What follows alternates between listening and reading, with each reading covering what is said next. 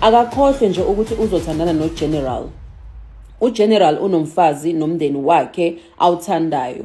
Futhi-ke nje engingakusho ukuthi zogcina eBhayibhelini izikhathi zoJezebel. Kanti-ke futhi iqhawe lethu aliwona uthathekile. I-superhero lena futhi iyazihlonipha kanti ihlonipha nomndeni wayo. Uyindoda enqotho. oDelilah abathunyiwe ukuba bazomyenga abakhohlwe. Siyazi ukuthi abenzi bobubi kanye nezitha asijabulile, ngakho-ke sebembophele amanqina enyathi umkhwanazi, bafuna ukumsoconga. Futhi kumele aqaphele ngempela ngoba basebenzisa isimame ukumyengela ophathe. Nosomathuba besifazane kumele bazi ukuthi akayena uthathekile, ngakho akuyona indawo yokudlalela le. Futhi-ke ozozama nje ukubulala uGeneral, sizosukuma sonke siyiningizimu futhi kuyozamazama umhlaba inkosi impela ngeqhawe lethu.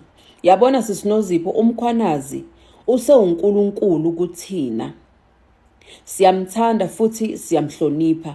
Kanti-ke nje lo lusi wakhona ongasile ekhanda ucabanga ukuthi sizoyikholwa le mbude yakhe namadlozi akhe ambonisa umkhwanazi. Amadlozi aqotho ngeke ehambe sisangana ekhombisa otikilayini abangasile iqhawe lethu elinomndeni walo. Ngiyabonga. Ifundeka kanjalo-ke mbukele emakhaya incwadi yanamhlanje ebhaliwe womunye wakwaMashu section 7 ongafunanga ukuthi aziveze igama lakhe.